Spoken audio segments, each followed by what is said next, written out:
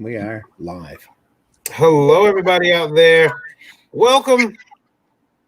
It's Thursday night, so that means that I know it was like Tuesday night. I'm already in Thursday. I'm gone. You're getting ahead of yourself. Don't get ahead of yourself. I'm gone. I don't want to be in this weekend. Well, let's end it. It's time to wrap it up.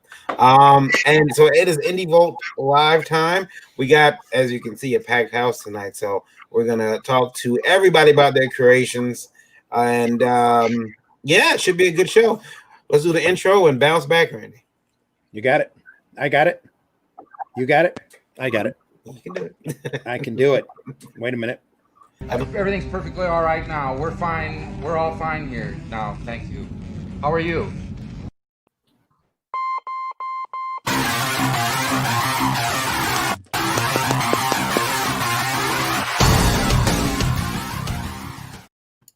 Hello, everybody out there. My name is Varian Grant.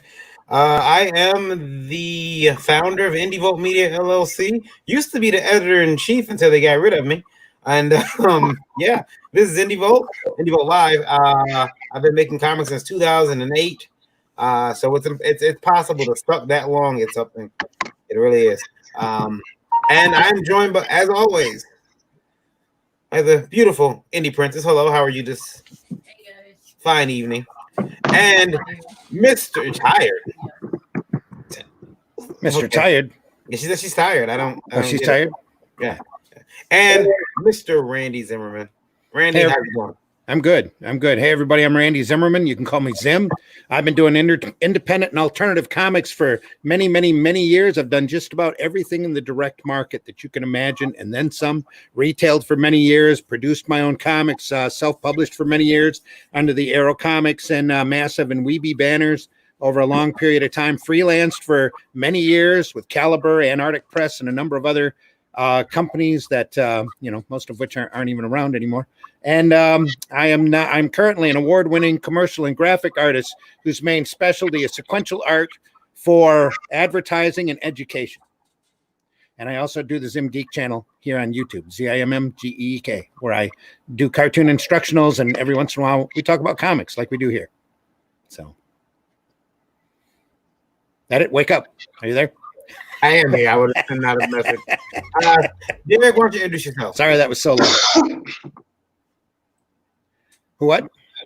I was saying Derek to introduce himself. Derek, introduce yourself. Oh, hey, how y'all doing, man? I'm Derek Jefferson, man, the creator of Homeless Homeboy and Hold It Down Bro Comics. And I've been doing comic books for 3 years, and I knew Anderson for some while, man. And it's just a pleasure to be here, man. Happy to have you aboard. Yeah. Thank you. Yeah. I've seen your work around the internet, so I'm familiar with Homeless Homeboy. We'll get talking about that tonight, as well as the artwork of Mike Seeley. Hello, sir. How are you? Can you hear us? Mike Seeley, introduce yourself. It's choppy. Can y'all hear me all right? Yeah. Introduce yourself. Y'all can hear me. Okay, so I'll just Yeah. but I can't. You guys are choppy. So I'm Mike. I'm an artist. I've been doing art for quite some time. I've done some different independent projects. I'm working on my own comic for the first time, and I'm pages in, and hope to kickstart come January. I do art for done some Marvel, DC, like Upper Deck and LucasArts stuff. I'm currently working on something for Cryptozoic for a DC project, and that's what I'm doing. Very good. And Rob, you came back. You don't introduce yourself, but we'll move on to Greg. Right, he's much more famous than you, I guess. Oh my gosh! Hi everybody, I'm Greg Wright, and I love how we all kind of went along, and not everybody, but several people were like, "I've been doing comics for so many years. I feel like we're at an AA meeting and figuring out, how long people have been sober or not sober or whatever." So I do a comic. Let me mute my mic. Sorry, y'all. That's fine. Go ahead. That was amazing. No, I wish I could cue that up. That would be great. I do a comic called Monstrous, and I've also done adaptations of the Adam Green's sitcom Holliston, which has seasons 1 and 2 on Shudder. Please check it out. We're hoping that if it's popular enough, they'll be able to get a season 3. And I also do another comic called Wild Bullets, which is like a pulp mashup. And oops, I forgot to say, in Monstrous, it's kind of like a Steve Frankenstein story. And I also am adapting a game for Deepwater Games, Claim. I'm adapting that into a comic about 2 incompetent mercenaries roaming around, working for people who want to steal the throne from the country of unstable Slovakia. So that's a little bit about me. I can certainly say more, but I probably can't say less at this point. Glad to have you here with us tonight, Greg. And Thomas. Hey, what's up, man? My name is Thomas Ryan. I'm the writer, creator of the Average Joe comic series. About 2 issues in now. Just finished the Kickstarter for those. Been doing comics for like 2 years now. Been writing since the age of like 10. Writing's been my thing. Been in comics for about 2 years, and thanks for having me here. Yeah, no Thanks for problem. being on, Thomas. Can you turn your microphone up just a little? Turn it up. Yeah. Yeah.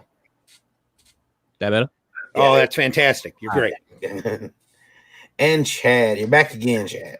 Yes, sir. Thank you for having me back. I really appreciate it. I love coming on your show, so thank you. Yeah, my name is Chad Nuss. I'm the creator, artist, and writer of the Silence comic. It's a sci-fi comic book series. I've been doing that for several years now. I did a Kickstarter for the first issue a couple years ago, and then I had to take some time off, but I'm back working on the second issue, and hope to do a Kickstarter in the spring for that. So Sweet. Cool. So you guys have watched the show before. You know what that means. You know that at some point we have questions that were wrote in from Before we do that. Mhm. Before Did we we do move that. someone? Yeah, we did. I lost Mike. Okay. Mike will be right back. He's going to try to reload so he can Okay. hear us better. He said we were choppy. We Yeah. need to run this. As soon as I find it here. Right there. Yeah. The views and opinions expressed in this program are not necessarily those of Indie Volt Media LLC and do not reflect the official policy or position of any guest or sponsors. Viewer discretion is advised. You know what we need after that? We need the Law and Order chime. You can always ring a bell. Yeah. Once we get that, we'll be fine. Okay. So No, that's probably the most trademarked sound in the world. You'll get a bill every time. Right, yeah. can we make our own, like some comic pages flipping or something? You know. Flip, flip, flip, flip, flip. Yeah. That kind of thing. Yeah. We can work at it. Oh, Either hey. that or the sound of Todd McFarlane counting money. Just Either that or it's this.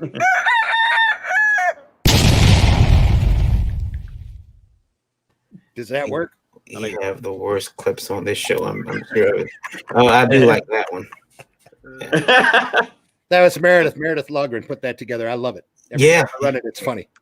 So here we go with the questions. We're gonna bring up one from. I guess we should start it off with a question like, you know. Spin the wheel. Yeah. Here we go. We should just we should probably let Ben know that we did get your question, Ben. And I think Varian's going to answer it in another broadcast. Yeah. Don't do it. Yeah. And Ben, just like before, go fuck yourself. We still love you. Why are you guys talking about the behind the scenes pricing and more? What about the magician's code? Stop saying how much the books cost, you idiots. Walter L. Thanks for writing in, Walter. Randy, why have you upset Walter like this? I told you guys. Walter's exactly right. You've done this. Walter's not my fault. It's not my fault, Walter. It's part of our mission statement. You didn't read our mission statement. We're supposed to educate people. Educate. Hashtag get an education. I'm gonna need my damn magician card. They got a really cool mansion that you can't get into unless you're a part of it. And so I guess his problem is that we talk about how much books cost to get printed.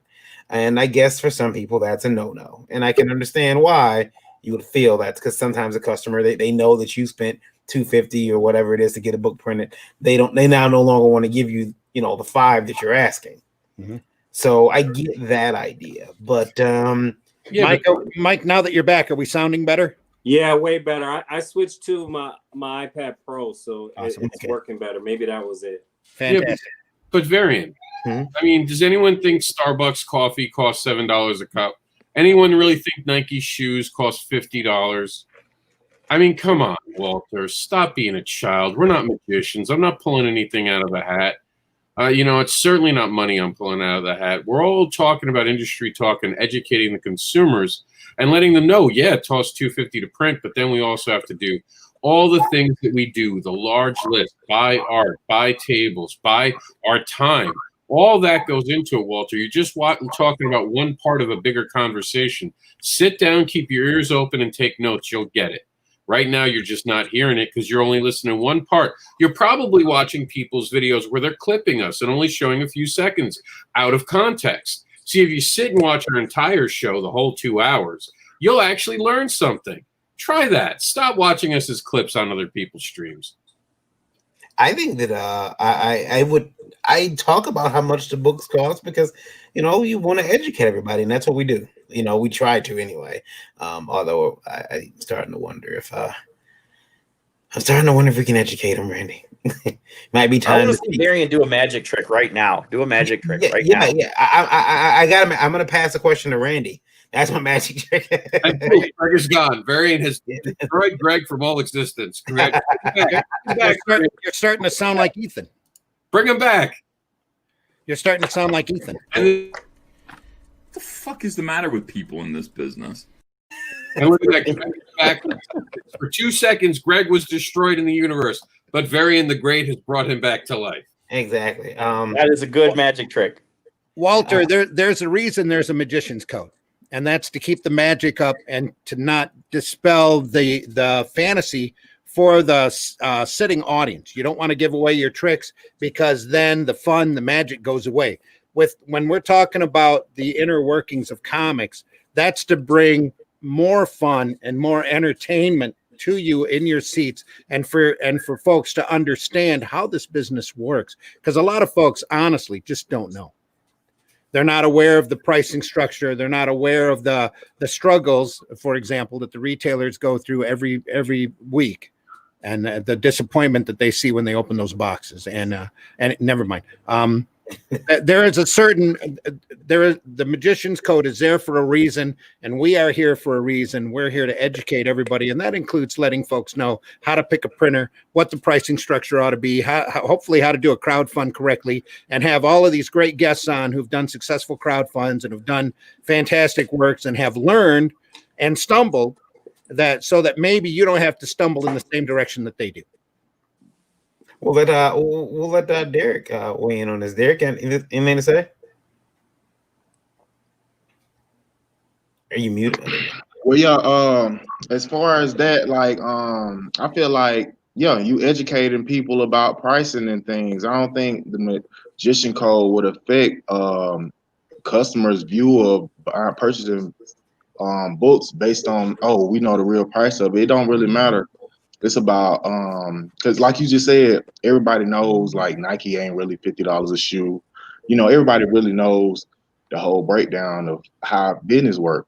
So it's all about just educating, and of course you would risk losing. I guess you would risk losing uneducated customers versus as opposed to you want to educate as many people as you can, and that's what I try to do with my actions. That's why I try like everything I do.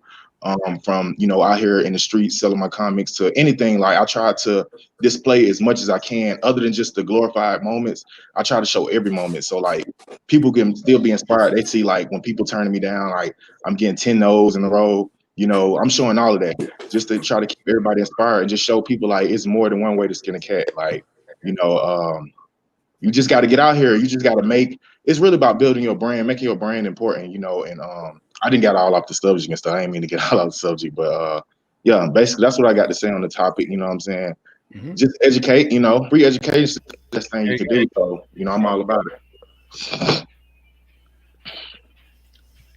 Absolutely.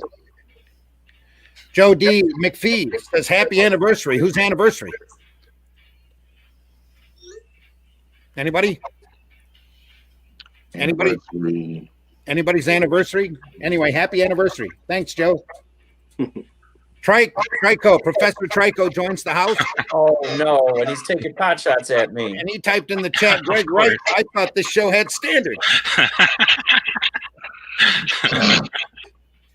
Jason says, I see all my favorite folks. What's up, all?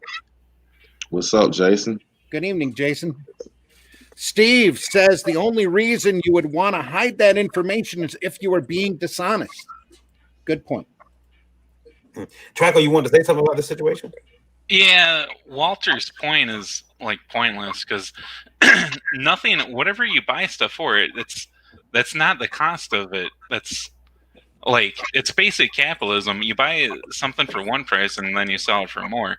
So people, I think, pretty much assume when they buy something, it didn't cost the retailer that when the retailer purchased it.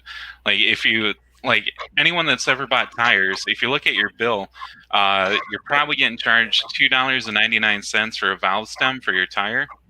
The shop orders a box with 1,000 valve stems in them. The valve stems only cost about 8 cents, but the place that installs the tires charges $2.99. So I've known that they only cost 8 cents, but I still pay the $2.99 for the valve stem because I don't want to go and spend $80 to buy a box of 1,000 valve stems because I don't need 1,000. So if a comic creator spends a couple $1,000 getting like 1,000 or 2,000 books printed out to sell at cons, it doesn't mean he can't sell them for $5 or whatever the cost is. Like, Walter's point is completely pointless. Exactly. Well, thank you, Mr. Trico, Professor. We skipped over Chad. I know he's itching to get in here and weigh in on this one. Yeah, I mean, I would say to his point, like you're not just paying for the book either. You're paying for all the hours that were put into the book. And I think a lot of times people don't understand, as an artist or a writer or creator, that you're actually charging for all the time that was spent in that book as well. It's not just printing the book. And I think a lot of people don't understand that. So, if you sell a piece of artwork for, let's say, $100 and it took you 20 hours to make, well, that's $5 an hour. But a lot of people don't see it that way. They see it, oh man, that's $100. That's a lot of money. And I think it's the same thing with these books. Yeah, there's the practical side of it where you're paying to print it. Or with the tires, for example, yeah, you're paying more for that piece, but I don't want to learn how to install one of those things, so I'm paying someone else to do it. It's the same thing with this. You're not just selling a book, you're selling someone's creation. So there's a part of that goes into this too. Hey guys, just because we have a bigger room, do me a favor, stay muted unless we're talking to you, because when we have more people on StreamYard lately, there's been a feedback issue. So we'll call on you or raise your hand and we'll call on you guys. But otherwise, please stay muted. Varian, you're muted. As I was saying, I think it's Thomas is going on this question now. Yeah, man. It doesn't matter how many Kickstarters you've done, how many comics you made, how long you've been doing it. There's always somebody that just has never ever brought a comic before, never bagged a Kickstarter, and just literally has no idea about the pricing and the cost.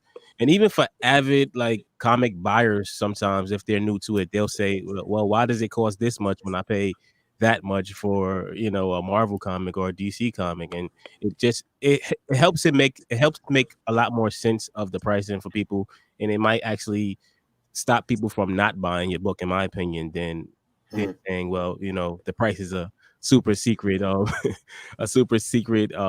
amount and I can't tell you. Yeah, I agree with Steve there, man. Like, if the only reason to hide it is if you're trying to really finesse and just do something funny. Yeah. And I don't know if Walter's mad because we talk about how fan art prints are just 50 cents to print and people are charging $10. And Walter, if you're mad about that, you're welcome. And Mike, what do you think? I used to watch Shark Tank, and even in Shark Tank, I mean, they're pitching their product, and they find out, they literally break down every part of it, and this is, the consumer is watching, and if we're interested in it, we know what the cost is going to be and what it's actually going to be charged for. So I mean, unveiling is a real common thing that everybody pretty much knows. Like everybody else has been saying, knows that something's value is it. What's it value? What's the value for it to you? What's it mean to you? Is it good art? Is it a good read? Then it's worth way more than what you would even what you're even charging for, because you're enjoying it, kind of thing. So yeah, peel back the pricing and for people to understand, but that's really commonplace. So to Walter, I mean, unless idiots has a different meaning, you don't know what you're talking about. And finally, Greg, the other professor. Greg. Oh, is he muted? You're muted. We're missing your wisdom because you're muted. I can turn it on. No, it keeps muting and unmuting. I'm sorry. All right, we got it. Go ahead. Okay, sorry. Yeah, no, I'll fully own up to the label of idiot, especially after that. So, you know, I don't mind, like, if you know, not everybody is interested in all aspects of it. I get that, but like, it is sort of just, as people have said, I don't want to rehash everybody else's points, but you know, it's sort of like if it costs you $1,000 to make a comic or whatever, you pick any number, you know, then you can either sell one for $1,000 or you've got to come up with some kind of pricing that's going to make sense, because hopefully people are not just continually losing money. Yeah. You know, I mean, you can really only do that for so long. And I mean, I get it, you know, why people would be like, oh, well, I don't want to hear it. Or I know other people who are like, you know, I want to sell this comic for $10 and make my money back faster. And it's like, well, you're going to find fewer people to buy it than for $10 than you would for $1 or whatever. Mm-hmm. So yeah, it's just kind of like helping people make sense out of it. Because I think a lot of people who are comic fans, you know, want to be comic creators or vice versa. I don't think anybody is really doing this in order to get rich. They're doing it sort of out of a love of types of stories that you can tell and the types of stories that they've read. And that's what drives me, is being able to be part of creating things that, you know, I think might be cool. And then maybe somebody else like me might find them cool as well. So it's really just kind of like, I'm throwing it out there and hopefully people enjoy it. You know, the thing, Greg, is that I don't want to get rich. I want to get weird. And the only way I can get to the level of weird I want to get to is to get rich first. So then I'm going to get extremely weird, and you guys are going to be ashamed that you even know me. Yeah, see, you hear Lola. She already knows my plans. I am. Oh, okay. No, I think that was her saying she's already ashamed. I'm already ashamed, and you're already weird. So I don't know. Oh, I'm going full on Howard Hughes. I'm telling you guys. No, I've been a friend with you. I'm gonna wear Captain Crunch jackets all the time. Oh, you can build a plane. Oh, I know. I'm probably gonna try to build like some type of like really fast bullet train that only goes around my house. There we are. Yeah. And then I got a restaurant idea I'll tell you guys about later. But yeah, Walter's point is dumb. Joe D. McPhee says, yeah, the cost of printing the book is the cost of labor to have someone else print it. Again, not many independent creators have their own digital printers and offset printers, where cost of printing even matters in the term in the terms he brings up. Yeah. On the heels of that question, though, on the heels of it comes one other one that I thought was very interesting. Very interesting. Here it is. James, thanks for writing in, James. I'm thinking of going after the independent comic book printing business. My family owns a small printing, must be a small printing company in Albany, and I think we could offer some good competitive pricing. $8.40 for a 30-page comic is what we're looking at asking. I knew your voice cracked. I knew I wasn't going to take it with his voice. Yes. Hashtag get an education. Can we introduce James to Walter and Walter to James? I think they make a great couple. I think we're a matchmaker right here. $8.40. I guess I can get a collective hell no from the. No, I think you should do it. We all need that warning person. You need that one person to step on the ice, go through it, and look at the rest of the people and see. See, that's why we don't do this. $8.50 a book. First of all, it's gonna be a nice looking book. James, look at the competition, find out what they're charging. Or yeah, I mean, whew. That's why they call it competitive pricing. Yeah. I'm telling you. Or in other words, How dare you? There is nobody on. I mean, listen, there's nobody on this chat that or in this room that's gonna pay $8.40 per book to print, unless it's a like would you guys say at least a trade, like maybe 100-page trade that you were getting printed? No, Yeah, that better be a 200-page book. Yeah. If it's 850. and even that's not $8.40. Sorry. 30-page book, honestly. And Walter, get your panties ready because they're gonna bunch up. A 30-page book should be no more than about $250 a shot. Yeah. That's competitive. Yeah. If you're going higher than 250, you're not looking at pricing. You're listening to James, who has like a family business that's been driving around Mercedes in Albany, because Albany is one of the most corrupt places in the world. I grew up in New York. Nothing good happens in Albany. It is so true. Suddenly our numbers just dropped in Albany. Seeing Bo says, is the press silver age? Sorry, not sorry, James. It's true. Nothing good happens in Albany. It's the capital of New York, for those who don't know. So anywhere in a capital, it's corruption. That's how it's going to. It's going to be an $8.40 comic book. You know, you're paying for protection. Steve says at least a trade. Tori says he loves the show. Thanks, man. Daphne says, obviously it's the family that owns the company, but Jay's in there spent the day working in it. Yeah. Oh, and I would have to know the quality would be good. Versus variant, got one full cereal buzz. Love this. Yeah, I really do. I think that I mean, okay, I'll just ask Chad, you paying $8.40 a book? Hell no. All right, Thomas, you? Why would I do such a thing? All right, Greg. I don't know. Did my brother-in-law make it or something like that? I mean, I feel like, if I owe somebody something, if it's like a pity thing, like, Oh, that's the print cost, the cost of the printer. That's not the cost of the whole or to the customer. Oh, certainly not for anything I'm making. No. But it's like if I'm feeling bad for somebody, I mean, if this is like some sort of mafia business, I'm gonna break my legs. Yeah, okay. Otherwise, no. You're gonna have to pay up. How about you, Mike? If it's a special gold edition and all the paper is gold leaf, it's worth it. If it's gold leaf, because I'm about to melt it down and make some more comics.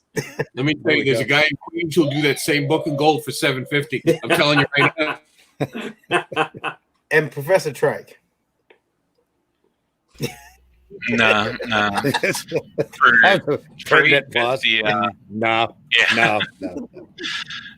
No. Variant, for $850, you could get like 1,000 books printed up on your favorite material ever. Oh, that's low.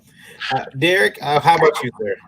Nah, I think he trolling just to get on the show, man. Anybody with knowledge of book printing would not even come up with nothing this crazy. So yeah, I think he's just trolling. So that's a no for me.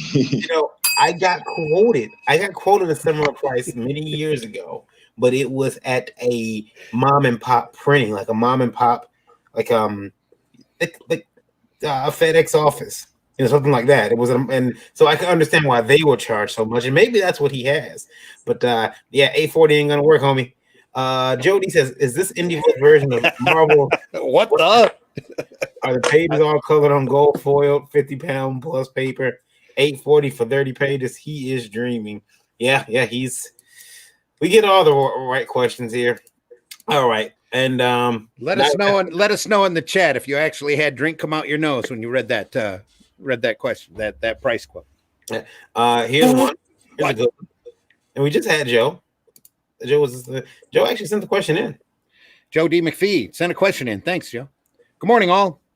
I'm just writing you to promote my upcoming Kickstarter on September 18th. It is for Amazonia #1, 10th anniversary edition.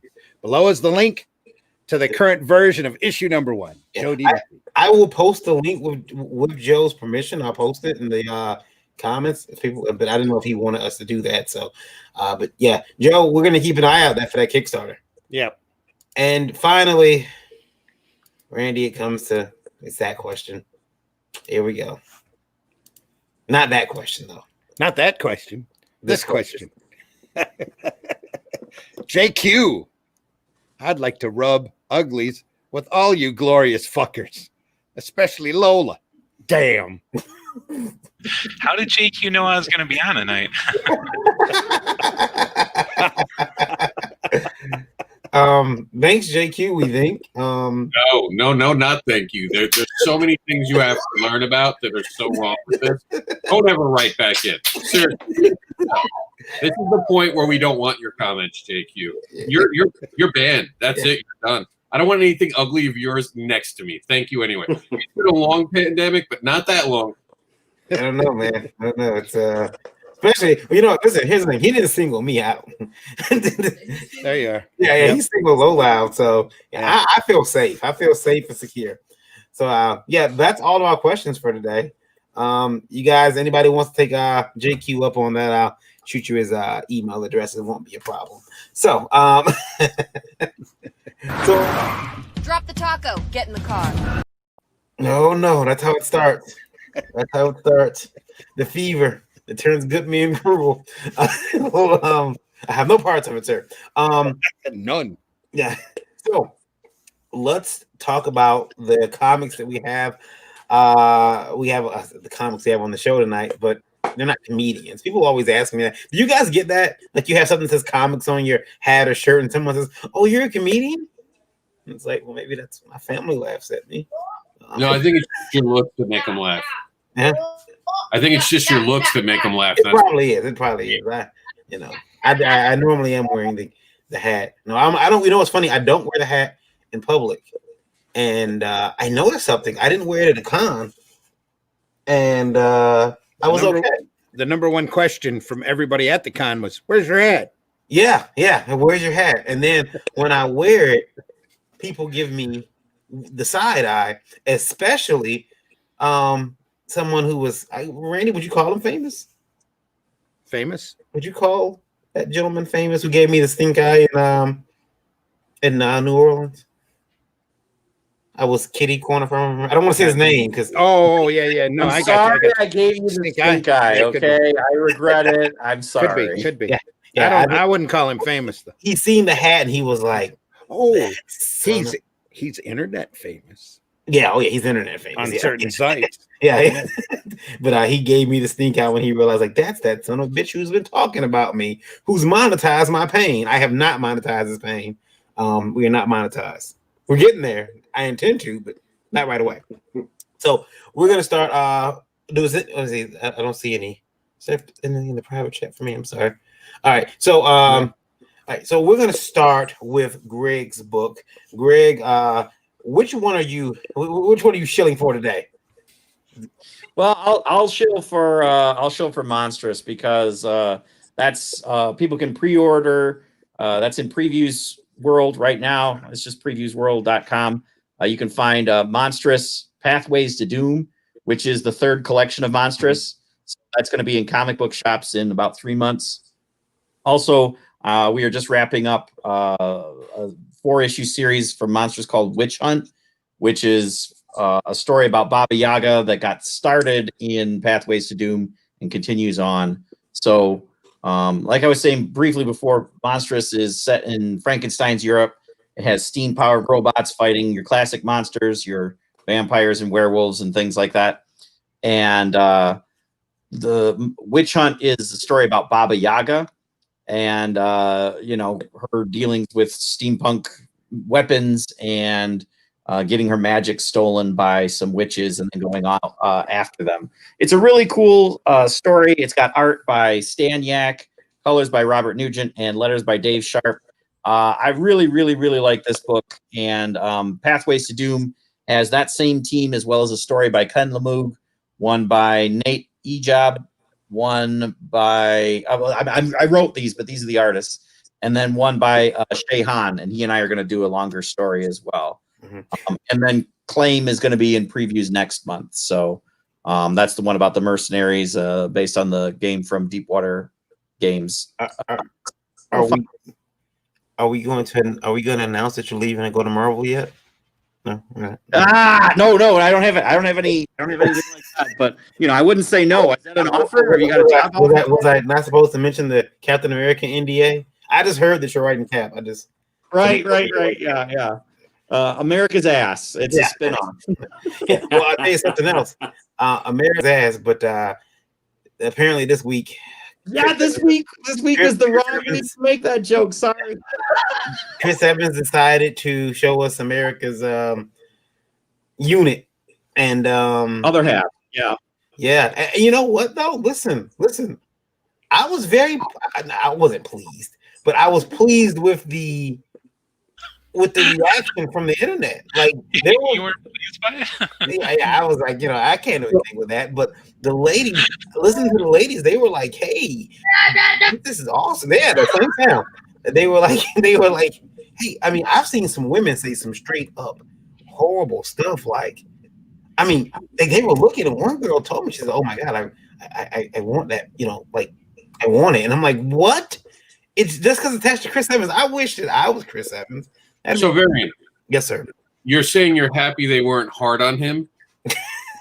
You're happy they went soft on him? I'm happy that seriously, yeah. I mean, so many upstanding citizens. Yeah. And I mean, I'm just waiting for look, hey, game is on, man. I mean, who's gonna step up and challenge Chris Evans for yeah, challenge. Yeah, challenge. I mean, I do it, but I'm not famous enough, so I'm waiting on Greg to try it. But yeah, yeah, the night is young. Just yeah. There's cameras involved here, right? And there is, or I thought there was at one point, one other question. Give me 1 second. I'll take a look, but if there's not, then Steve says, I've read the first volume of Monstrous and I really enjoyed it. Really dig the character designs like the robot or Mr. Hyde. Thank you so much, Steve. Yeah, I'm really proud of this book, and I'm glad to hear really anytime people are checking it out because it really does feel like something fun, something special, and you never know who it's going to strike a chord with. So like some people really respond to the steampunk stuff. Some people love the monster stuff. I'm really proud of this, and I hope it goes on for a very long time and folks check it out. Actually, so I guess I didn't make a page for it. I guess I didn't make a video for it. Okay. So there was for someone writing in. I didn't make a carpet. I'm sorry, but this really person the character designs like this person wants to know. They're very upset with us, and they said that we have not covered their Kickstarter. So I'm gonna bring. You know what? Actually, writer Harry, send me your link, and we'll put your Kickstarter up in next week's show. Yeah. Why don't we have Harry on? Is it a good Kickstarter? He sent me the link. I'll take a look at it in a minute. Oh, okay. I got to make sure it's, sometimes you go to Kickstarter and it's not a link at all. Yeah. So, Mike, let's talk about your book and what you do. Seth, he's poking his nose in to say hello before work. Hello, Seth. Hello. Go ahead. Talking about my book? Yes, sir. It's a hero book. It's something that I had in my head since I was 17. I'm a little older than that now. But it's a hero book. I'm probably, I got 9 pages that is laid out, and I'm penciling and inking right now. I'm auditioning like colorist, and I'm shooting to be going into my second book because the writer, we talked, and I kind of want to have the script written for 3 books. So I want to already be working on the second book as the first one drops, because I don't want to be where I drop a book and then I'm pushing and no knock on anybody else or anything like that. But I don't want to be pushing my same book for like a year. I want to better drop more often, and so keep people interested into the story that's going on. So I want to have like a at least 3-4 book story arc already ready by the time I drop my first book, kind of thing. So the premise is pretty much in short. It's changed since I was younger, but when I was younger, there was no black president, and so the storyline where it's a black president, that comes into office, and the Secret Service is kind of corrupt, and he gets attempted assassinated a few times, and so he fires all of them and brings in a handpicked group, and like the group is called, like, it's a list he puts together of people that have some powers, certain powers and stuff like that. So those are the ones that set up to protect him. So I've had to change that from when I was younger to now, where it's still kind of similar setup, and it's kind of offset from kind of wild, tumultuous period that we in kind of right now, where you have one president that's kind of off the wall. So in my world, still another black president comes into play, and because of the tension of the what's going in the United States, he still gets attempted assassination. There's a lot of shadiness that's going on in the actual government, and he really pretty much fires the Secret Service. But it's much bigger than that. But that's just the beginning that sets it off. But it gets way more detailed. It's a very diverse group. We'll get into down the line how certain people have these different kinds of powers and stuff like that, and why they have them, and those kind of things. So this is what just popped up now is my actual regular Instagram with my regular art. If you can click like the center picture that you see where the guy's got his hands out, that's the actual my team, the Catalyst. And so you got the top guy is a Samoan guy from American Samoa. The other one is an Asian dude in the green who's from San Diego, just American. And then I got a Puerto Rican guy at the bottom in the green on the bottom left or right, however seen. Then I have a black guy that's Jamaican, and just variance powers. And then like the leader is actually the female that you see that's kind of got gold to her, and she's actually everybody might not understand this, but in comic books, when they make black people, they're either dark skinned or they look like they're white. So my goal is to make she's gonna be a light skinned red bone, if y'all know what that means. She's gonna be a red bone, and she a Southern girl kind of thing, and she's gonna set precedents. And just I kind of wanted to show that, you know, black people come in more than one color, or people of color come in more than one color, and not just like one crayon where it's just dark brown and stuff like that. So that's why I'm kind of, you know, more stuff that's going to come out as far as creation and variants of different people and stuff like that. So that's just a little sample of what I got working. Pretty good. I do have a question. You said that your character survives a few assassination attempts. Yeah. And he still wants the job. But I'm telling you right now, he's already they got president. one time to get close to President Grant. One time. That's all it takes. Listen, there's a couple days. It's the trigger. It's somehow he keeps getting protected because he should be done, but it's a reason why he's not done.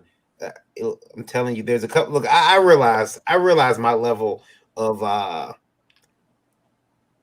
testicular fortitude is not very high, because I will back out on some stuff. Like I've been watching a lot of TV because I've been sick, and I don't know about you guys, but like you watch these cop shows and you watch like the plot gets thicker and stuff, and you're wondering, as an officer, at what point do you say, I don't want this case anymore? I'm done.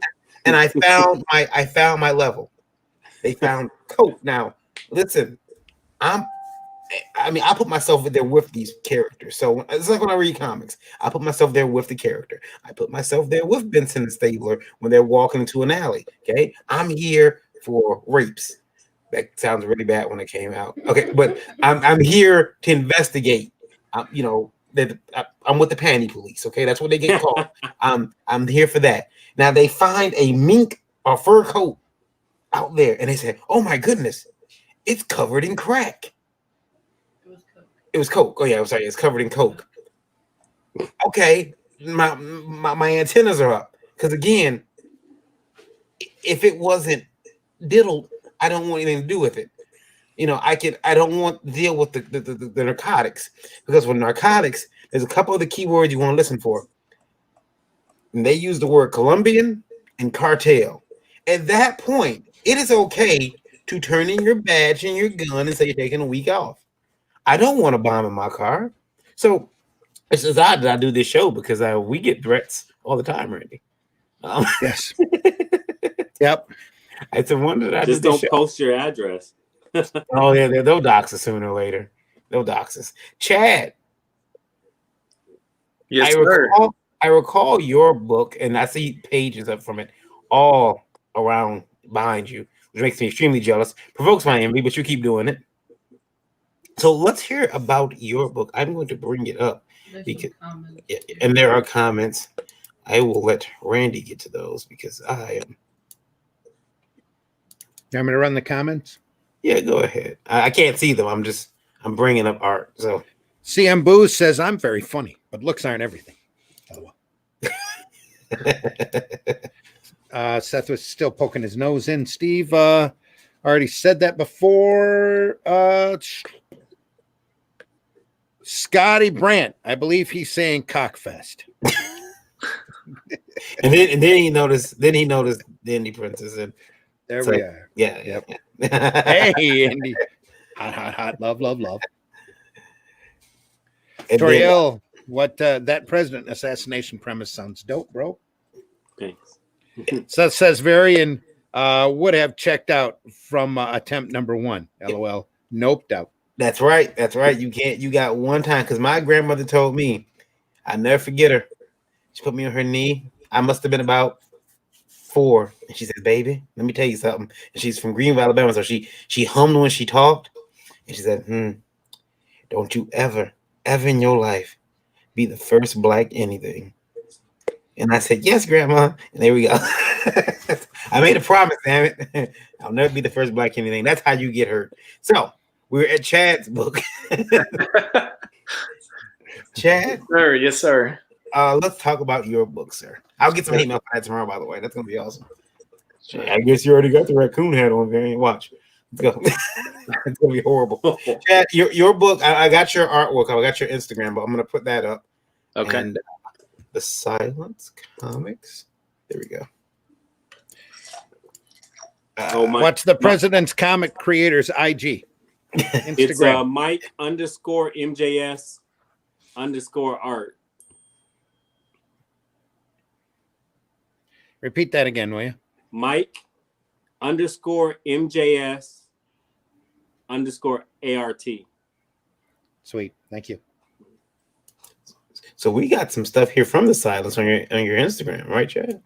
Yeah. So these are all like little TikTok videos that I made myself drawing, and then just put some music over them, and then put them on Instagram and Facebook and that kind of thing. Because a lot of people like to see your process and that, with drawing and stuff. So whoop. We don't know about that music. Yeah. So, but anyways, the comic book, it's a science fiction book, obviously set kind of in the future, and basically follows 4 main characters around as they're trying to kind of find out some answers. There's a lot of layers to it. It's much bigger than just a regular science fiction book. It's got pretty large themes that they're trying to figure out as far as the meaning of life and those kind of things. But then there's a lot of action and fun as well. So so if I had to give you my 30-second pitch, it's basically these 4 characters trying to find out what's wrong with life, what's wrong with their world, what's wrong with them, and trying to find an answer to those questions. So I thought it was comic books is a good medium to kind of explore that, because it kind of catches you off guard a little bit. A lot of times when people read a comic book, they're not thinking philosophy, they're thinking entertainment, but I like to put, a few layers into it, make the story interesting. So, yeah, that's a quick pitch, but obviously there's a lot more to it than that. So I like the artwork. It's very honest. Are you selling the original artwork, or are you going to keep it?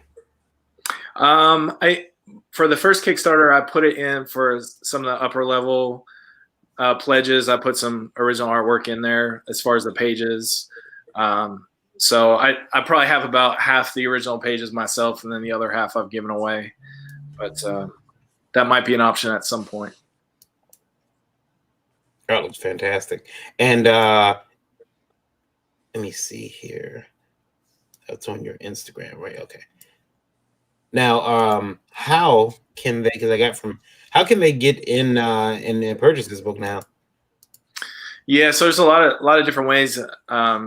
You can go to my website, thesilencecomics.com. You can get the first book there, and then I'm on all kinds of social media, so like Facebook, Instagram, TikTok, Day Flash or Day Share. I always forget what that one's called. LinkedIn, everything you can think of, I'm on. So you can definitely connect with me that way. Cool. And we're hoping that everybody runs over there. That looks really good. You know, it's weird that I can check Instagram with no fear. I can't do that on my Twitter. What's going to pop up on the screen? I don't. Everyone else is like, my Twitter's horrible. My Twitter's horrible. Yeah. I've seen your Twitter. Twitter's even. That's because you have it hooked up to porn. Yeah. That's what my Twitter is too. I can't. Yeah, it's like, well, I was gonna lie, but it's true. Thomas, let's talk about your book. Yeah, man. Average Joe, man. So Average Joe is I call it a slice of life with like a superhero sprinkle in there. It just follows a dude. It's called Average Joe because it follows a dude named Max Buchanan. The world is superheroes and he's average. He works for a superhero like public relations firm, and he hates it. So he hates everything about living in that perfect super safe world. There's a number one guy named General Justice in it, and Max works with him and finds out that he is not as glorious as everybody makes him out to be. Some events happen that I won't spoil, and he decides, you know what, I don't care about no heroes. I'm just gonna be a hero myself. And so the series kind of just follows him as he goes on that journey and how he gets in the way and tries to find his way through dealing with more powerful villains than himself. And that's pretty much the entire premise of that series right there. I wrote about like 10 issues of it already. Only got like 2 actually produced so far, but I plan on doing the rest. I'm going to the store here, and I see that you guys got shirts.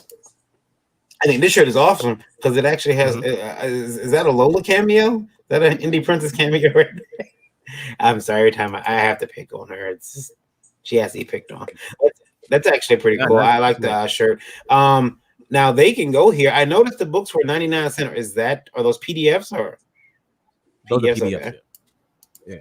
Let's see here. Let me go back. Okay, there we go. So you can pick up the PDF number 1, 99 cents. You got a sample here, says 0, so you can sample it. Yeah, that's the sample of the first issue. So somebody can look at it before, see what they're gonna get. Mm-hmm.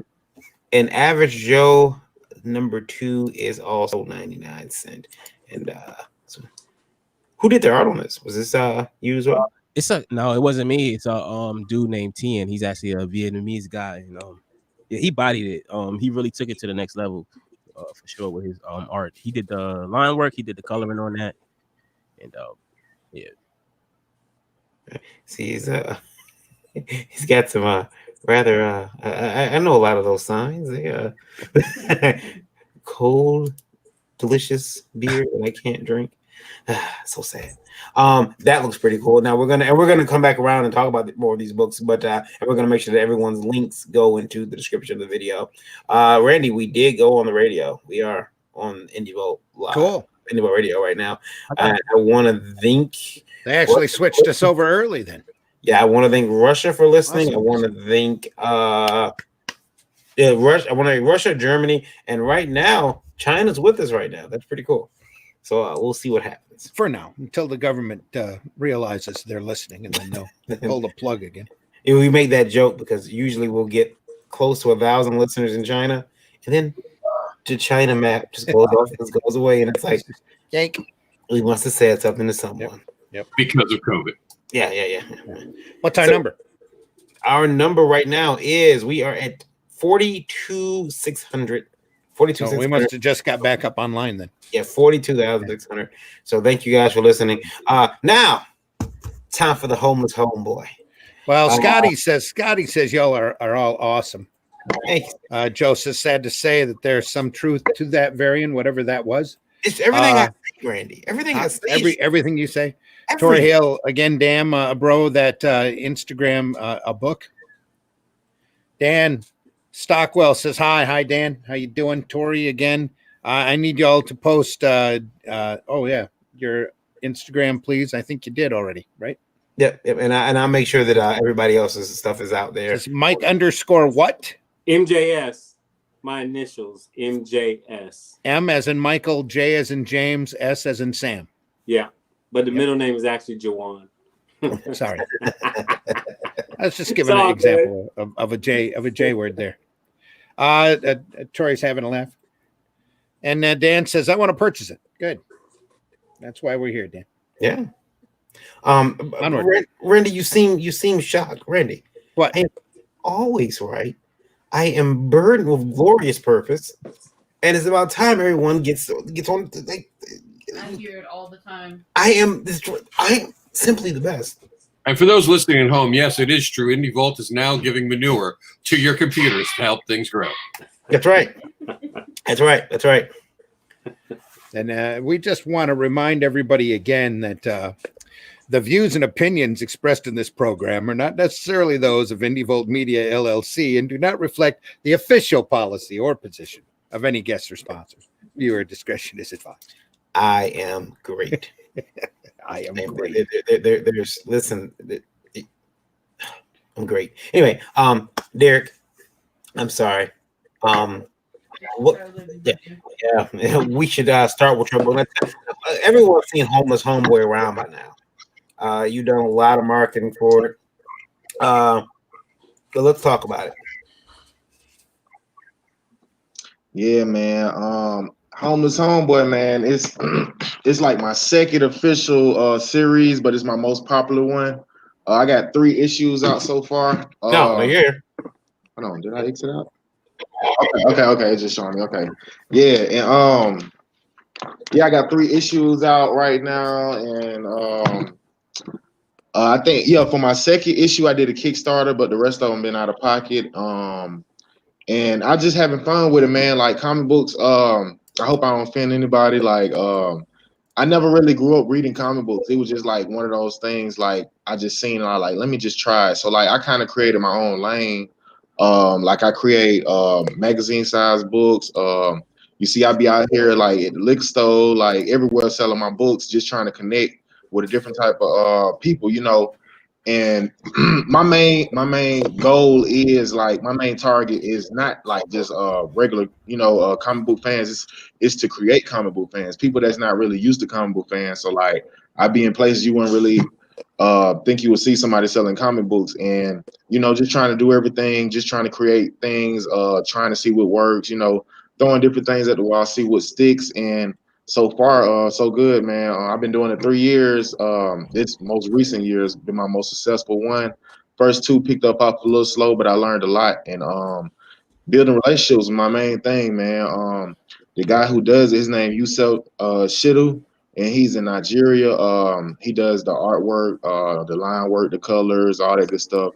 And my guy named John Fred Franklin, he's also in Nigeria. He do the lettering.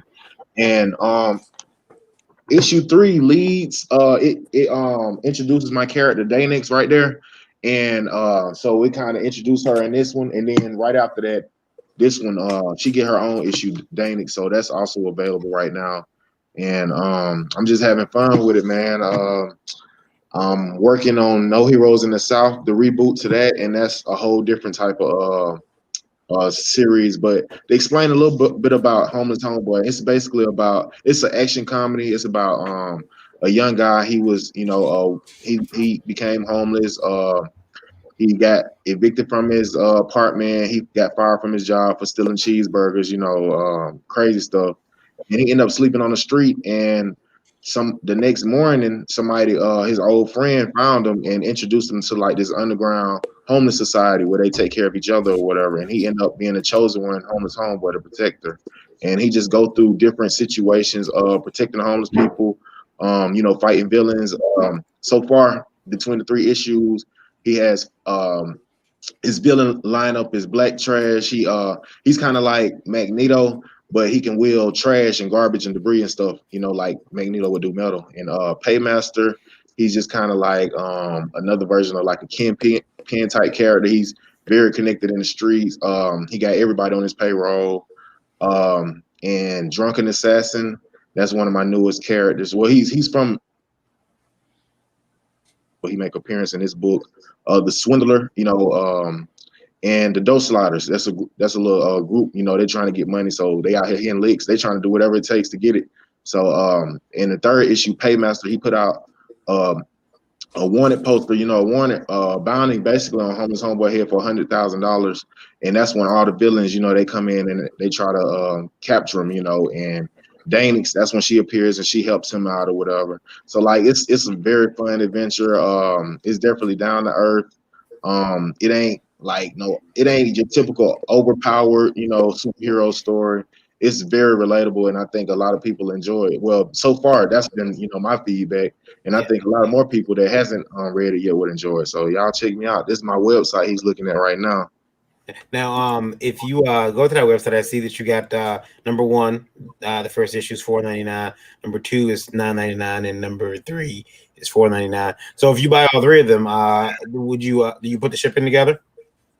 Yes. Once you if you purchase all of them at one time, you just pay one shipping fee of $4.99, and just like that. And number 1 is $4.99, is 18 pages. Number 2, $9.99 is 54 pages, and it includes a bonus story of my new character K9 the Hunter. It's like an 8-page preview in the back of that.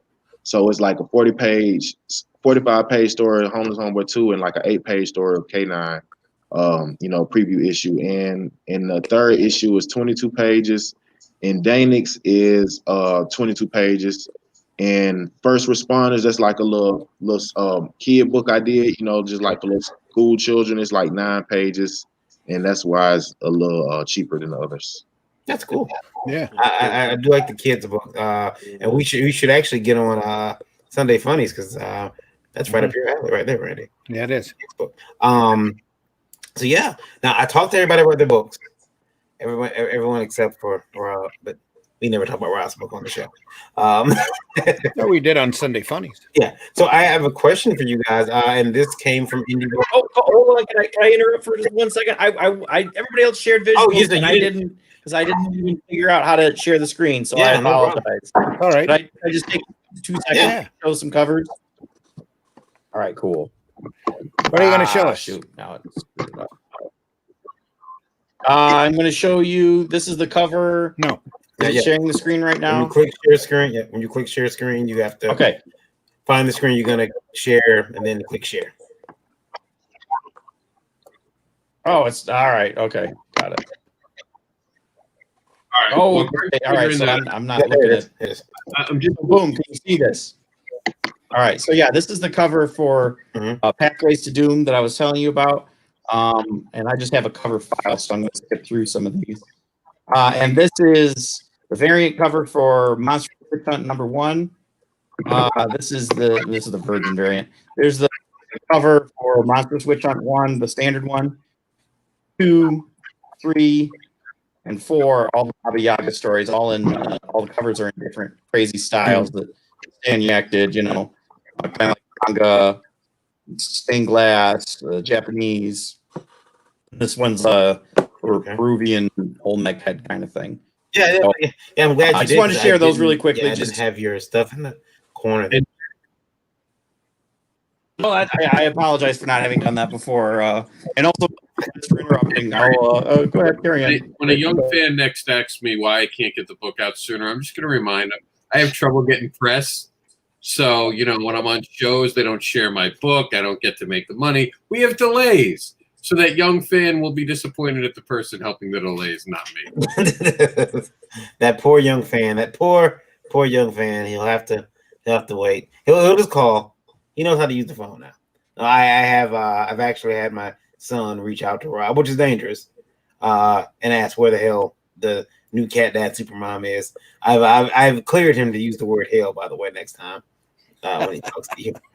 He's clear to say where the hell's the book, Mr. Rob. He'll still say Mr.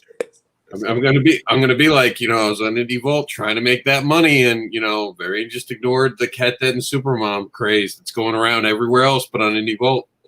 Yeah, it's true. This one I got a question from, and it came from Indie Vault Radio, and it's from BEE, and he is pretty upset. He says, I don't miss. Okay, I'm gonna say this. He says he does not miss Comic Cons. He hasn't gone to his local comic shop in over 2 years. He switched over to buying nothing but indie comics off of crowdfunding sites 2 years ago. He says that the creative talent is rising to the top, and the only person he feels sorry for are print artists. And he puts a little laughing face with that. Very initial lawyer, I'm going to tell you can't answer this question, because all that you'll have next week is comic book shop stores blaming you for everything that's wrong, because they're going to say that you're championing for all these people who've been smart enough to go out and crowdfund and not worry about being rejected by comic book people. And the next thing you know, we're screen captured being the villains, and we're the reason that all comic book shops are ending. So this question. We have to. Make the guests answer. Make them the bad guys. Yeah, I'll turn it over to the guests, but I do believe that we can talk about what he said, but who's in trouble? I mean, do you guys think anybody's in trouble of not having it? I mean, don't get me wrong. I know people who are struggling right now because they can't go to cons. I mean, they are having life-altering, debt starting to get just over their head now. So I feel bad for all those people. But so I miss cons for that, and I miss cons being able to go over and watch Greg burn off over 3,000 calories because he's walking around. I don't think he sits at a show. I miss seeing that. But I do love to sit, but at a show I don't. I try to get moving around, and I'm flattered that you think I'm burning 3,000 calories because I'd have to be dumping so much in to keep this figure that. But I do miss being able to get out and meet people and being able to hustle a little bit. It's rough. I mean, it does take its toll on books' popularity and the income. I guess and everything. The question: do you feel bad for everyone here's got a book? They've either went in their own pocket for it. I think Derek mentioned that. Just go into your own pocket to print the book versus and crowdfunding. And some people are jumping over the usual. They're not even. I mean, because a couple months ago we were talking about that, Randy. Do we need Comic Cons anymore? Remember that one? And that was a spicy episode. And there was no COVID at that point. We were still doing cons, and people were saying, "I don't need cons anymore because I've got crowdfunding." What do you guys think about that? Do you think and are print artists in trouble? Because that's what he said. The only person he feels bad for, the print artist. But he also followed that up with a smiley face, though. Yeah, I don't think he really feels. I think he was. Yeah. Anyway, I'm kind of mad, man. I never really got to really do the whole con thing, and I really wanted to. Like I said, I've only been doing it for 2 years, and I spent a lot of that time just really trying to develop my series. And that was going to be my first stop. It's like I want to do cons. I want to meet everybody. I want to really get and be a part of the community. Then, as soon as I got ready to go, COVID, and I'm like, man. So I had to figure out another way. That's the reason why I got on Kickstarter, because I literally had no idea about Kickstarter. I was literally going to start going to cons and do that. But I wanted to experience that, man, because I know it's dope. I just never got to experience it. And I'm kind of mad about that, to be honest. I have to believe it's going to be bad. You do enough of them. You just it's like, I mean, Randy, you from the other side, Randy, you do conventions. You hold them and host them. Yeah. So you've been around. Like, I mean, you've done. You know, you make comics A lot. You publish comics. I haven't done 132 conventions in a year. No, but like I ran the circuit pretty hard there. Yeah, but for a while. so you've been a publisher, you're an artist, but then you do conventions. I do. And do you miss it? Do you miss the conventions? I miss all I did the last few years, 10 years really, was a show in Flint and a show in Saginaw, in the farmers market. And yeah, I miss it. I do. I miss it a lot. Plus I went wherever I was invited, which was usually a show in the Warren area and then the Grand Rapids Con every year. And look forward to them. But there was a while there I was doing shows all up and down the East Coast and through the Midwest, almost every weekend. And that was fun for a while. Yeah. But it can wear you out after some time. Absolutely. Yeah, I mean, being on the road like every weekend, you get to see so many people that you know. I mean, there's been there's been times where I'll see. I mean, I know he does a lot of shows, much like me with Greg. It's all over the place, and 1 minute you see him in Indiana, the next week you see him in New Orleans, and you're like, this guy's stalking me. But Chad, what do you think? Do you miss cons? Or? Yeah, absolutely. I mean, cons are more than just going to buy comic books or whatever. It's a whole culture, right? So, and there's relationships and connections you make, and networking for creators, and then it's just a fun time. I mean, I think even if they got rid of physical cons, I think they'll, and you see this happening already, but they'll do like virtual cons and that kind of stuff too. So, it's the same with like when people say, well, the print books are going out of style and it'll be all online. I mean, as a creator, that's fine. I mean, I'll adapt, whatever. It doesn't really matter to me. It's, it's more about the stories and the culture of comic books, really. So, but yeah, I do miss them, and I'm looking forward to getting back to them, whether it's virtual or the virtual ones. For sure. I've not done a virtual one, so I don't know how those work. I've just seen them. I mean, them put up. Some of them are fun, and I enjoy a virtual con. I enjoy talking to people and ask the question, but they got to get a good selling. Like I've seen people make really good strides. Indie Vent that started doing QR codes so we can lead right to a person's store, which is interesting. Anybody else want to say anything about cons before we move on? I miss it because of the people. Engaging the people is what I miss. Whereas like the fans, even the cosplayers, believe it or not, I kind of miss some of them for different reasons and different things Mike's you see. Huh? Mike's a flirt when he's on the floor. You missed them Catwoman cosplaying. Those girls are up at the table talking to him. That's what he really missed. I feel sorry for the cosplay girls. They all moved to OF. But they making probably more money than we are. They did. They moved around, and they're getting all the money. I will tell you this: cosplayers back though. They're making more money at home. They're never coming back to the con. No, we won't see the cons anymore. Yeah, right. That's it. It's over. But I miss the cons. I'll be honest. I miss them also because of the fact I miss seeing you guys, having lunch, dinner with you guys, hanging out, meeting new creators. We were talking the other day, me and Luke. We don't know who the new creators are in Florida because we don't have these shows, and those new creators are just at a level where they can't break through anymore. As for the fan art, I do want to address that. I mean, look, I don't know what to tell you, but, maybe do some original stuff. Maybe now's the time to go out and create that comic while you're stuck at home that you've been talking about for years. Because Disney's watching now. Disney's got the binoculars. For those who don't know what's going on, there were a couple things that went through Kickstarter that should have never gone through Kickstarter. And now anyone who put the Kickstarter up has to wait like 8 days to get their Kickstarters approved because they got spanked pretty hard for letting some things go through the cracks that should have never gone through the cracks. And they were told, don't let this happen again. So now you're seeing Kickstarter with the magnifying glasses on everyone's Kickstarter. So watch putting fan art in your Kickstarters as well, as I'm hearing they're getting rejected now as well. That's all news to me. an interesting point.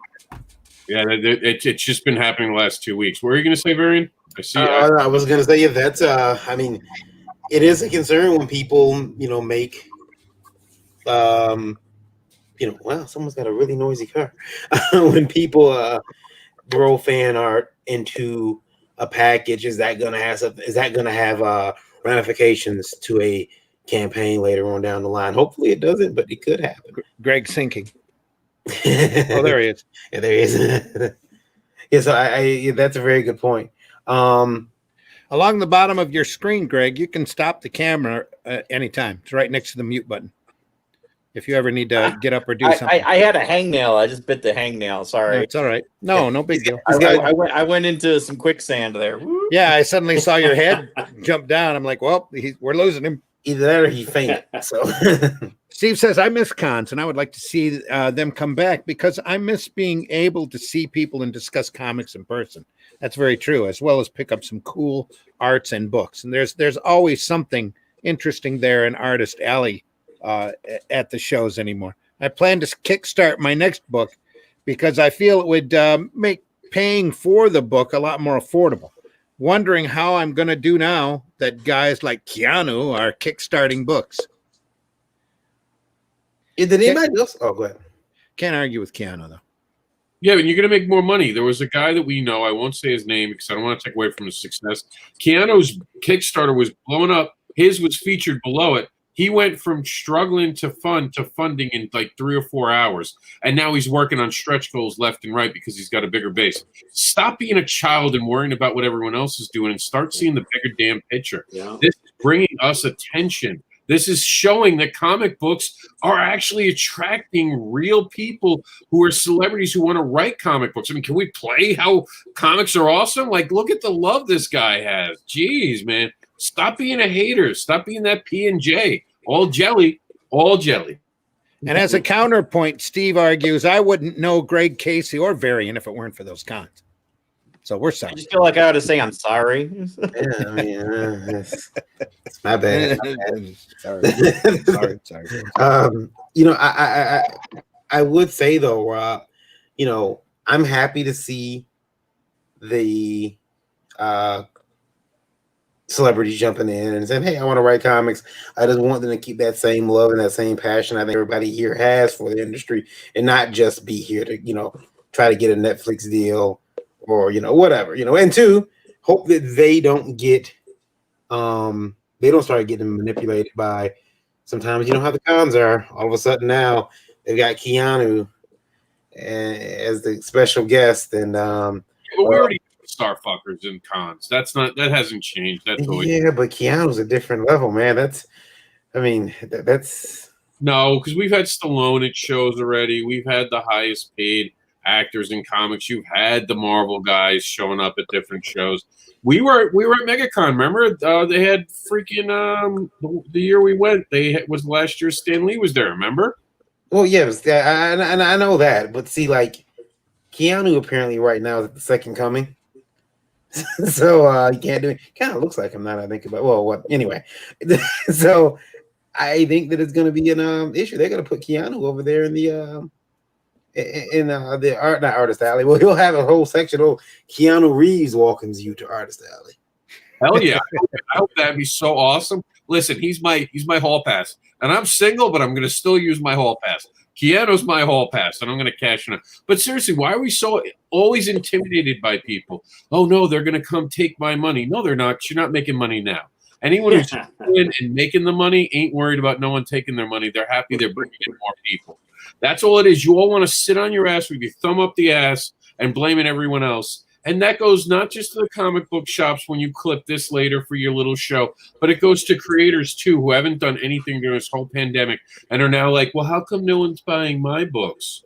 I wonder why. Go back to your hole and only go to, post pictures of you hanging out in your freaking garage with your friends complaining about Corona and telling us how it's all a myth. Oh, my God. It's not really happening in here in my garage. And start promoting yourself and start getting back in the game and stop you crying. We got to have tissues. We got to have Kleenex sponsor this show because there's so many tears and feelings that come on this show. Tell us how you really feel. I can't. I'm old. I'm not allowed to share those views. That was a scolding. God. A few perspectives back, Steve says that's a good perspective on it. Not trying to hate. It's just kind of intimidating. I think it's a And positive let's thing. not forget when it comes to Keanu that how he says or what he says. Comics are awesome. That's right. See, how can you not love that? You just want to take that home and put it in your bed. And I'll stop there. In 3 years, he's gonna be like, I met stand-up comedians, not comic books. Those things are for nerds. Did that campaign reach $1 million yet? Close. I haven't checked it lately. I think it's 850 now. I'll be right back. I'll check. It's 850. It was 830 last week.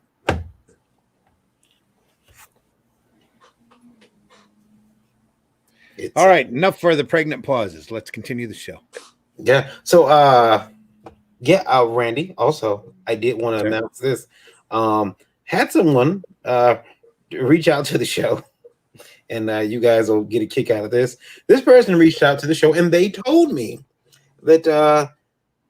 Remember, we had the conversation about people deciding they could walk in the art store and just take supplies whenever they want to. Yeah. Well, a gentleman reached out and said that he said that if you steal art supplies, and he found this out in 2007, stealing art supplies can land you in prison.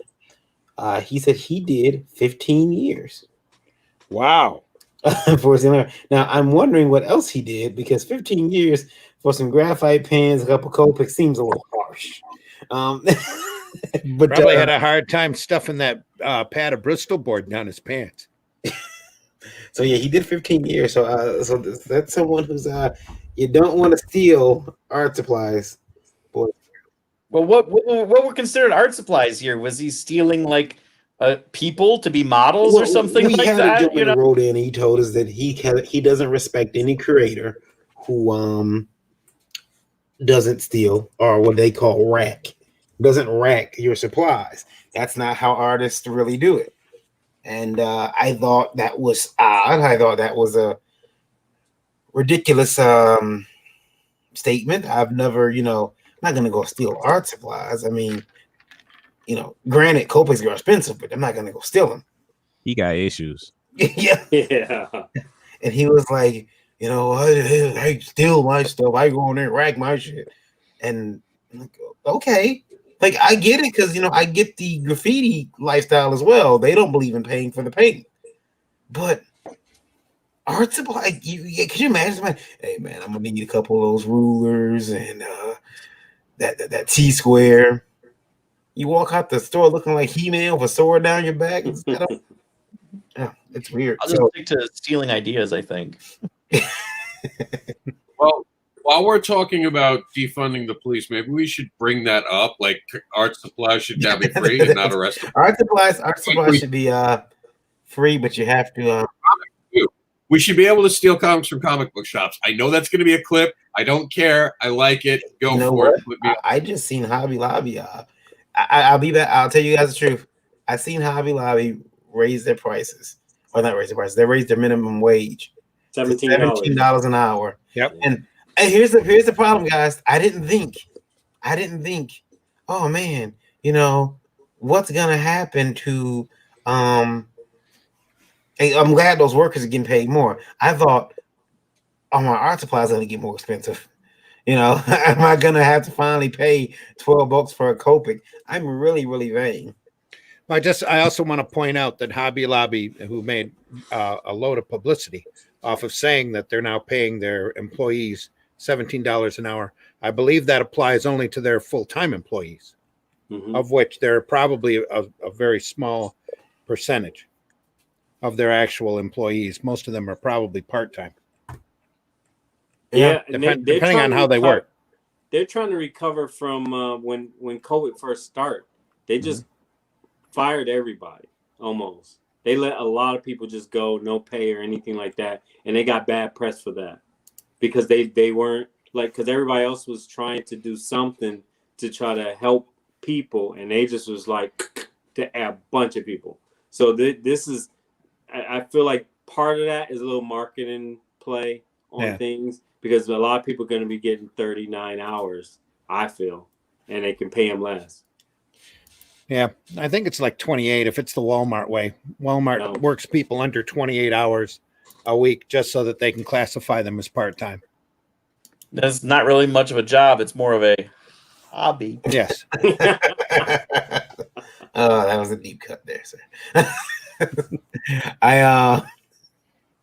I would like to ask Lola, and Lola, can you hear me? I can. Okay, good. So it's always odd that we can still hear her voice even though her mic is muted. It's magic. Oh. Yeah. Yeah. Yeah. That falls under the magician's code. Yeah, that's the magician's code. Yeah. So Lola, I have a question for you. You've been putting your book together for a while. Which one? You've been working on 4, but you're very close to completing 2 of them, or basically one of them. I know one of them is. Oh, I just want to point out Derek disappeared. So Derek, take care, buddy. Yeah. He said he had to step out. He's got to run. What is it, Lola? Well, I'm back on soon. Sorry. Yo, you passed 2 of them. So are we going to see those books drop this year or next year? Well, because of COVID, probably next year. Yeah, because COVID. Randy has a sign behind this. It's because COVID. So it tracks. It tracks COVID. Yeah.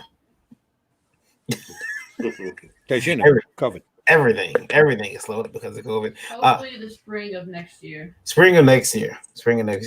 I did, Randy, get a call. I got an email from Caesar. They were very upset. We haven't ran Caesar? Yeah, we haven't ran the campaign in all of 3 weeks.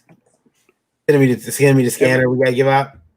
Oh, okay. Wrong guy. I thought you were talking about somebody else. No. Every time we go over there, he's never there. No. That Caesar. Not that different. Caesar. Different Caesar. Oh, the scan. Yes, with curve flattening technology. Yeah, I will. You're never gonna let that go. Never. It's really hard to find sponsors, please. Well, as a red-blooded male, curve flattening technology kind of distresses me. Yeah, I can see how that happens. So, guys, if you're watching, we are giving away a scanner.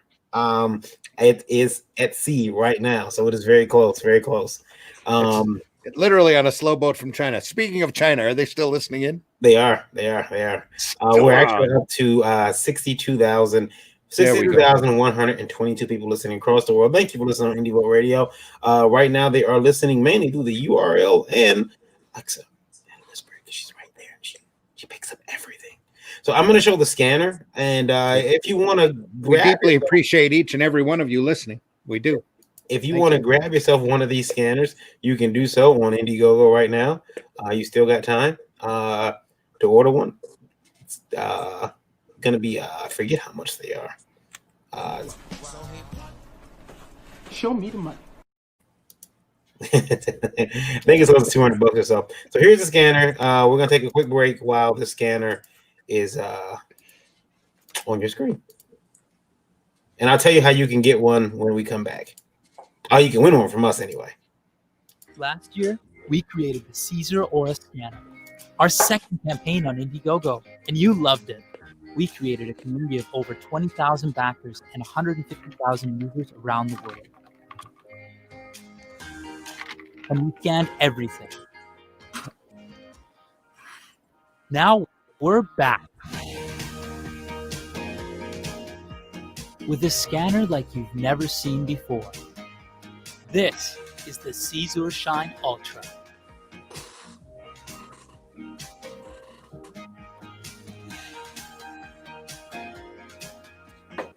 Our new, super portable, adjustable scanner with our most advanced tech yet.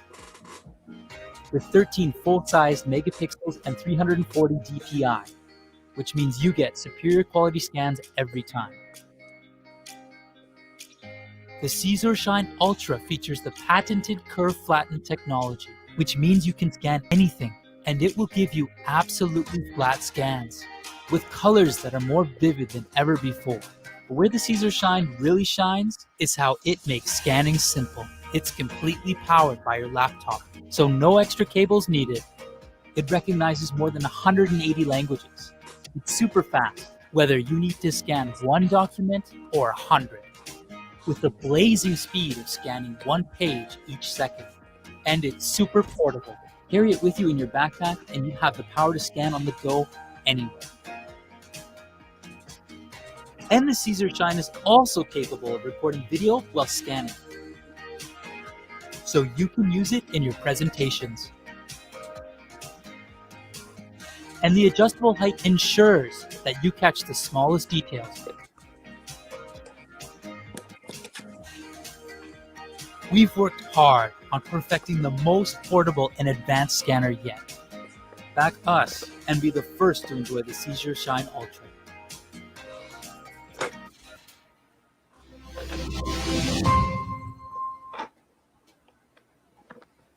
We lost somebody else.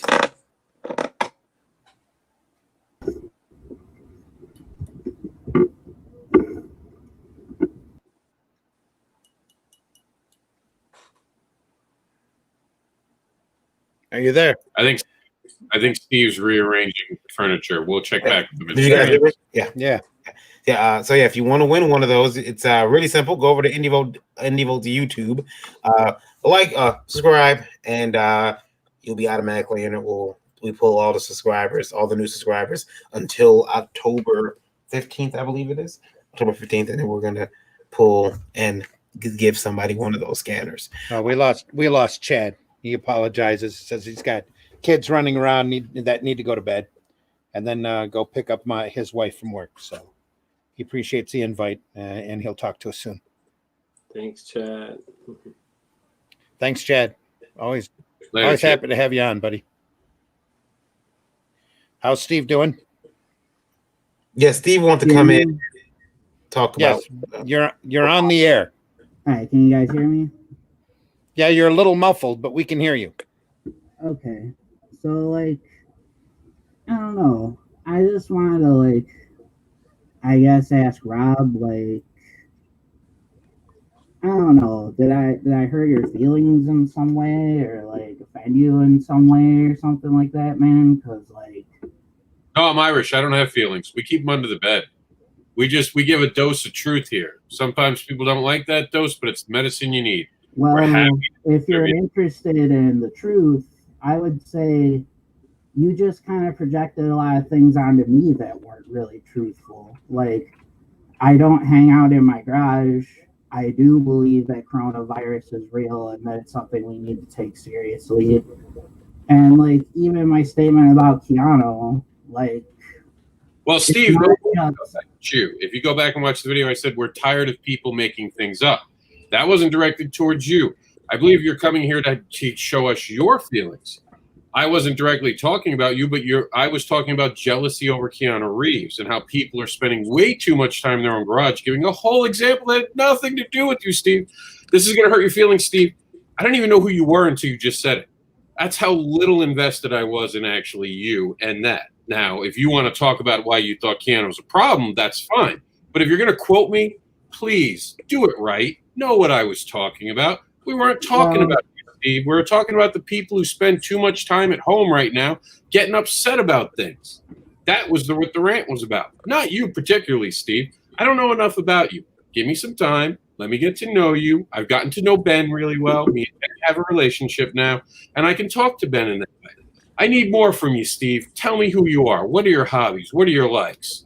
Well, my hobbies are comics, obviously. I mean, I'm sitting here reading Brat Pack right now. Video games, computers, stuff like that. And I don't know. I just kind of wanted to talk to you, man, because I don't know, even when you spoke to me just now, I want to work with you too. I want to be friends with all my fellow creators and support my fellow creators. And I feel like you even had a valid point on how having people like Keanu and Jim Zub and Scott Snyder on Kickstarter, that's going to bring more people to Kickstarter. That's going to be more eyes there. That's actually a really valid point. But there's also this kind of I don't know, I did kind of take that as an attack on me or even just now. And like, I don't know, man. I just don't want to be. I don't want to be giving negativity to anybody, but like, I also don't like. I feel like I kind of just had to like stick up for myself there a little bit. I don't mind that. I'm always willing to sit down with anyone who has a problem with anything I said. Never a problem. You can come in and talk to me. Like I said, it wasn't geared towards you. It was geared towards everyone being upset at Keanu. He's a person who was hired by Booms, and literally someone said to him, and I actually have the clip, so I'm going to quickly switch over to my room on here, and we'll be right back. You can't. No. No, why? I can't? No. Why? No, not needed. Not necessary. Okay, never mind. So there was a clip that he But to me, there still is also this element of like, wow, now my Kickstarter is going to be sitting next to Scott Snyder's Kickstarter and Jim Zub's Kickstarter. And you are right, that can help get more eyes on it, but it's still like they're comparing those two things. No, they're not, because the people who are looking at your project are looking at your project. Remember, what Scott Snyder's creating right now is Nocturia. What we have over the Reeves, he's creating Berserker. Two very different projects. When I get on Kickstarter next, it's Cat Dad and Superman. Those three don't have comparisons. Unless your book is exactly like that, then yes, you're going to have a problem. You're gonna wind up hitting the wall. But that's just comics, baby. There's always going to be someone out there making something similar to you. So you got to be out there going out. Like if I have a book that's like Keanu Reeves' book, I'm going to say, hey, my book's just like Keanu Reeves' book. But guess what? This is what's different about it. And I'm going to try to slant it. I'm going to try to use it. It's all part of the pitch. It's all about how we get out there and get excited about what we're doing. We can't keep getting intimidated. That's the whole reason you're seeing these creators be successful, because they're not accepting that we're lower tier creators anymore. They're not accepting that we're the bottom of the rung. They're no longer accepting that there's a problem with what we're doing. And instead, we're creating fantastic stories. Look what Mike's creating over there on the side, doing amazing stuff. Thomas has got an average guy out there. Varian's got books he never even talks about. Randy plays with monkeys. Indie Princess is going to redefine fetish. And Greg's got a library, apparently. He's better than me, so he gets all my time on the show. This is the point. We can't be intimidated when these guys show up and act like we're scared of them. We want them to come play in our playground, and we want them to actually start learning from us and us learning from them, because that's the industry. The industry has always been about doing the best work you can, because you forget one thing, the fans. Keanu Reeves brought over 1,000 people to Kickstarter that were never on Kickstarter, might not have ever known about Kickstarter, and now there's 1,000 people that can back your book. We should be thanking him, buying him lunch at the Comic-Con circuit. We shouldn't be intimidated by him, because ultimately, he is a fan. He is now a fan to everybody who likes comics. He's one of us, and we should be applauding that. And I am with Varian. There are going to be guys and they're going to be guys that are going to be trying to take advantage of this industry. We have it right now. Absolutely always going to be someone trying to take advantage, always trying to reinvent the wheel, always trying to tell us how we're doing it wrong and we got this and that. But when Keanu shows up to just make a comic book, we got to applaud him. We got to applaud Scott Snyder. Because remember, Scott Snyder started in independent comics. Oh, we just lost somebody else. Greg, right? Sorry, Greg, if I said something. Greg, are you all right? I didn't mean it, Greg. You can have my time back. But you see what I'm saying? No, Greg's back. But you see what I'm saying, my friend? It's not about you. It's about the fact that I'm tired of people attacking poor Keanu when all he did was write a comic book. So you're going to tell me that one day when you're famous, you're going to let people tell you can't do something because you're famous? JD Calderones, thanks for listening. JD says creators should never consider themselves lower or higher than others. You just have to create the best books we can create. Steve, what kind of work do you do? What kind of books? Well, right now I'm working on a story.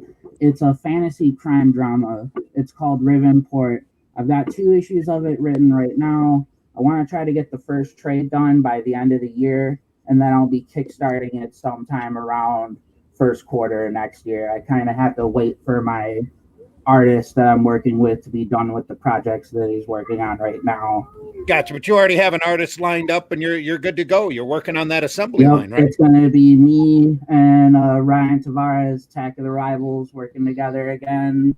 And I don't know, Casey Pierce is the editor, and I feel really good about it. I'm really excited to see what becomes of it, and I'm really excited to hear what you guys think.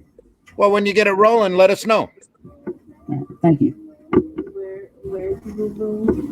All right. In the meantime, I think we're going to move on. Varian, are we moving on? Are you there? Yeah, I'm here. Steve, can you just do us a favor? Your mic, we're getting a lot of feedback. Yeah, we got a bit of feedback on you, Steve. Are you there? You're welcome to stick around. We're going to mute you. There we go. All right. Thanks, Steve. Can he unmute himself if he needs to? Because we can't see him raise his hand. So. We don't lock mute. And No. It doesn't lock the mute. They're always All right. able to. As long as we have them in the yard, they can unmute. Varian, anything else? That was it for me. I got I got like 4 or 5 emails that came in, but I'm good.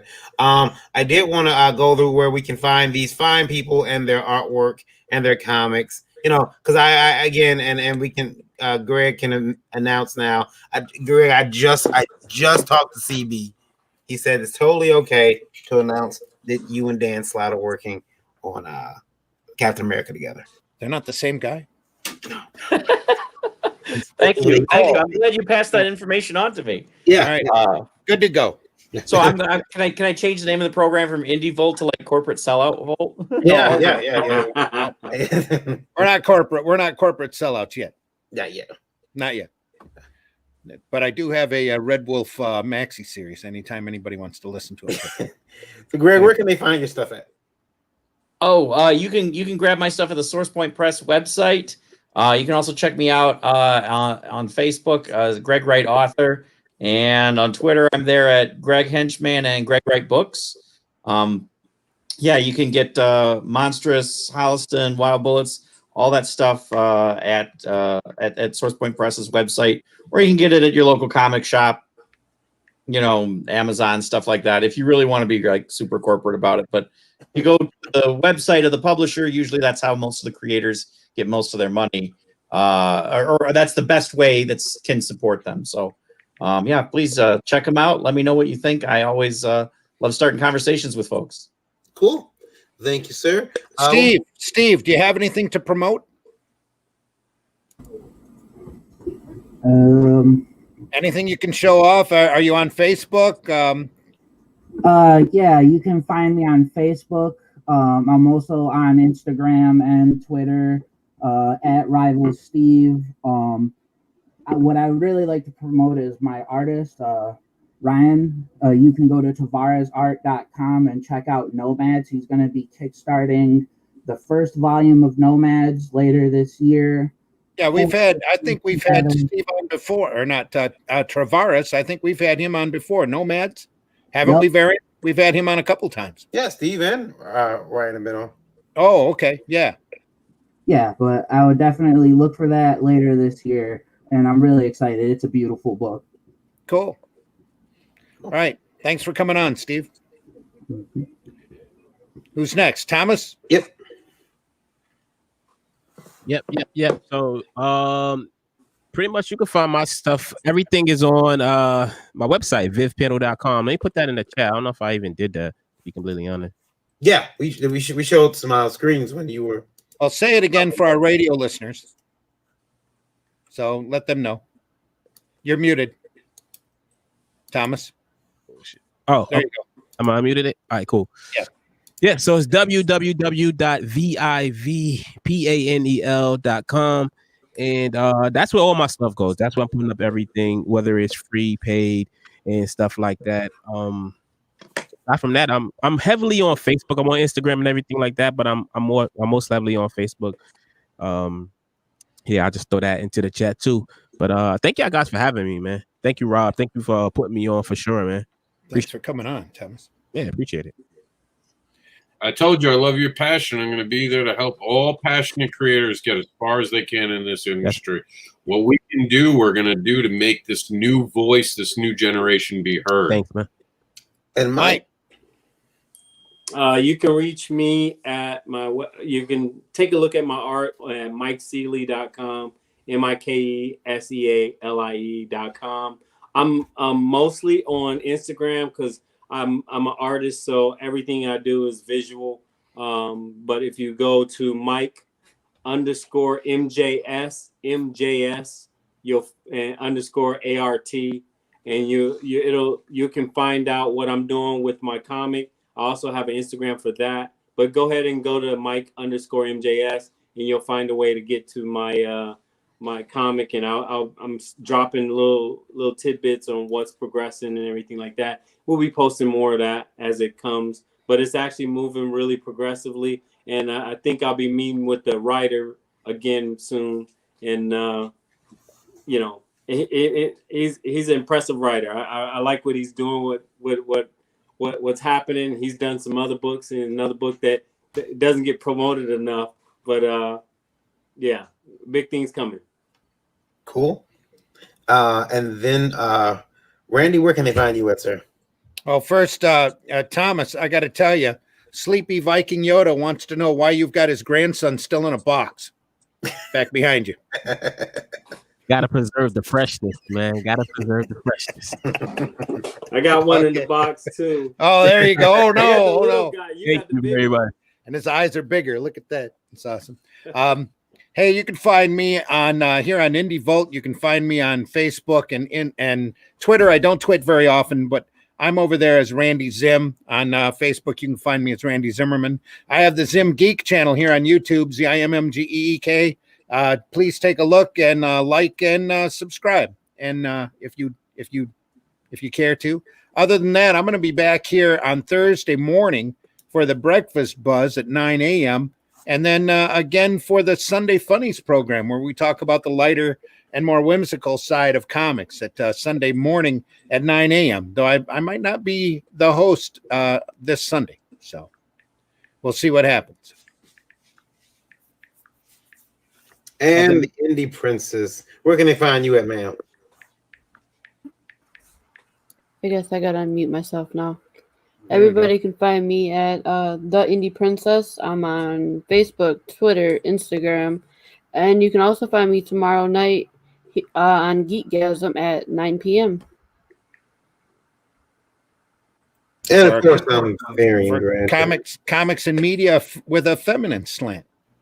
Yeah, and it's you have 100% listen to me on that show, which is awesome. So. Greg Wright also wants to point out that the monstrous stuff is on Ox Eye Media at their web store. Right? Yeah, yes, thank you. And thank you for having me on as well. Very well.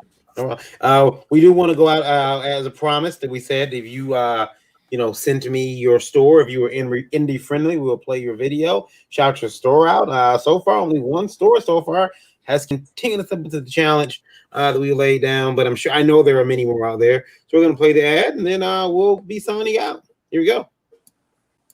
Come on to the Geekatron. It's the place where all geeks will feel at home. Yeah, RPGs, card games, and nerd culture. Comic books, geek lights, and tote coasters. And if you're up late at night, then watch out, you might get the bite of a zombie, right? Roll dice for the best D&T merchandise. It's the place to find something you searched all your life. Say, get into the Geekatron.